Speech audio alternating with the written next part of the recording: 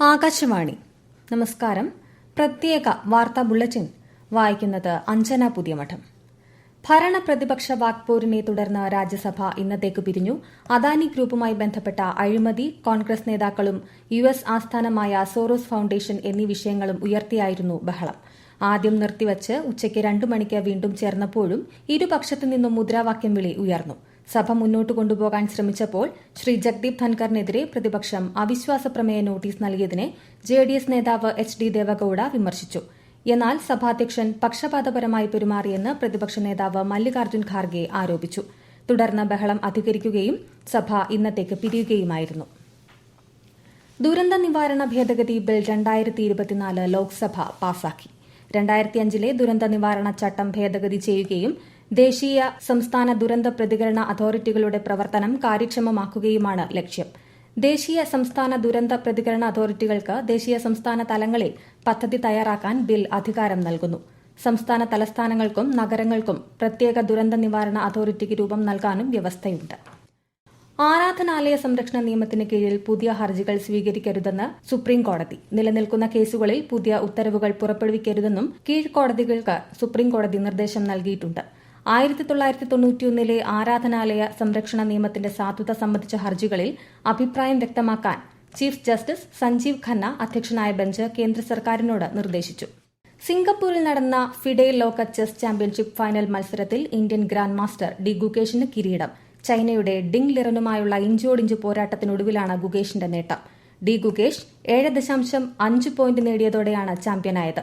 ഇതോടെ ചരിത്രത്തിലെ ഏറ്റവും പ്രായം കുറഞ്ഞ ചാമ്പ്യൻ എന്ന നേട്ടവും 18-കാരനായ ഗുകേഷിനാണ്.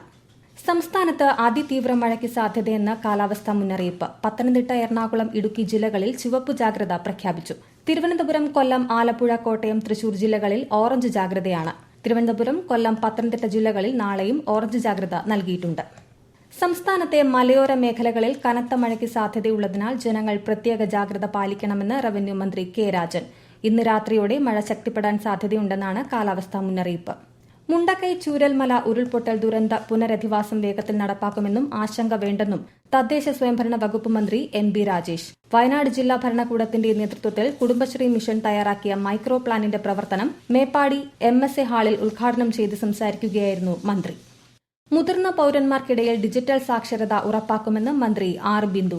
ഇതിനായി വയോജനങ്ങൾക്ക് പ്രത്യേക ശ്രദ്ധ കൊടുക്കുന്ന സാർവത്രിക ഡിജിറ്റൽ ക്യാമ്പയിൻ സർക്കാർ നടപ്പിലാക്കുമെന്നും മന്ത്രി അറിയിച്ചു. പാലക്കാട് കല്ലടിക്കോടിൽ സ്കൂൾ വിദ്യാർത്ഥിനികൾക്ക് ഇടയിലേക്ക് ലോറി പാഞ്ഞു കയറി 4 മരണം. ഒരു കുട്ടിയെ പരിക്കുകളോടെ ആശുപത്രിയിൽ പ്രവേശിപ്പിച്ചു. കരിമ്പ ഹയർ സെക്കൻഡറി സ്കൂളിലെ 8ാം ക്ലാസ് വിദ്യാർത്ഥിനികളാണ് അപകടത്തിൽപ്പെട്ടത്. സംഭവത്തിൽ മുഖ്യമന്ത്രി പിണറായി വിജയൻ അനുശോചനം രേഖപ്പെടുത്തി. പ്രശസ്തമായ ചക്കുളത്തുകാവ് പൊങ്കാല നാളെ. പൊങ്കാലയോടനുബന്ധിച്ച് ആലപ്പുഴ ജില്ലയിലെ കുട്ടനാട്, ചെങ്ങന്നൂർ, മാവേലിക്കര, അമ്പലപ്പുഴ താലൂക്കുകളിലെ എല്ലാ സർക്കാർ ഓഫീസുകൾക്കും വിദ്യാഭ്യാസ സ്ഥാപനങ്ങൾക്കും നാളെ അവധിയാണ്.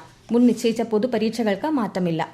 29ാമത് കേരള രാജ്യാന്തര ചലച്ചിത്രമേളയ്ക്ക് നാളെ തിരുവനന്തപുരത്ത് തുടക്കമാകും. വൈകുന്നേരം 6 മണിക്ക് നിശാഗന്ധി ഓഡിറ്റോറിയത്തിൽ നടക്കുന്ന ചടങ്ങിൽ മുഖ്യമന്ത്രി പിണറായി വിജയൻ മേള ഉദ്ഘാടനം ചെയ്യും. ഉദ്ഘാടന ചടങ്ങിൽ ചലച്ചിത്ര പ്രതിഭ ശബാന അസ്മി മുഖ്യാതിഥിയാകും. വൈക്കം സത്യാഗ്രഹ സമര നായകരിൽ ഒരാളായിരുന്ന പെരിയാർ EV രാമസ്വാമി നായ്ക്കരുടെ നവീകരിച്ച സ്മാരകവും ഗ്രന്ഥാലയവും തമിഴ്നാട് മുഖ്യമന്ത്രി M.K. സ്റ്റാലിൻ ഇന്ന് നാടിന് സമർപ്പിച്ചു. വൈകിട്ട് നടന്ന ചടങ്ങിൽ മുഖ്യമന്ത്രി പിണറായി വിജയൻ അധ്യക്ഷത വഹിച്ചു. തിരുവനന്തപുരം സർക്കാർ മെഡിക്കൽ കോളേജിലെ എമർജൻസി മെഡിസിൻ വിഭാഗത്തെ കേന്ദ്ര സർക്കാർ സെന്റർ ഓഫ് എക്സലൻസായി തെരഞ്ഞെടുത്തു. അത്യാഹിത വിഭാഗ ചികിത്സയുടെ പഠനത്തിനായി നീതി ആയോഗ് ICMR തിരഞ്ഞെടുക്കുന്ന രാജ്യത്തെ 5 മെഡിക്കൽ കോളേജുകളുടെ പട്ടികയിലാണ് തിരുവനന്തപുരം മെഡിക്കൽ കോളേജും ഉൾപ്പെട്ടത്. ഇതുപ്രകാരം ഓരോ വർഷവും 2 കോടി രൂപ മെഡിക്കൽ കോളേജിന് ലഭിക്കും. ക്രിസ്മസ് ആഘോഷങ്ങളുടെ ഭാഗമായി ആകാശവാണി തിരുവനന്തപുരം നിലയത്തിന്റെ ആഭിമുഖ്യത്തിൽ മറ്റന്നാൾ ശാന്തിഗീതം കരോൾ സന്ധ്യ സംഘടിപ്പിക്കും. വൈകുന്നേരം 5 മണിക്ക് തിരുവനന്തപുരം നഗരത്തിലെ YMCA ഹാളിലാണ് പരിപാടി.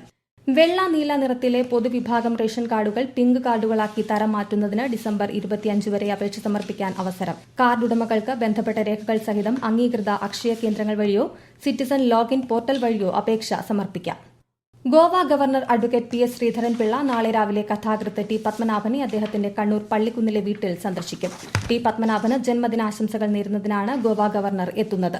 പ്രത്യേക വാർത്താ ബുള്ളറ്റിൻ കഴിഞ്ഞു. അടുത്ത വാർത്താ പ്രക്ഷേപണം നാളെ രാവിലെ 6:45-ന്.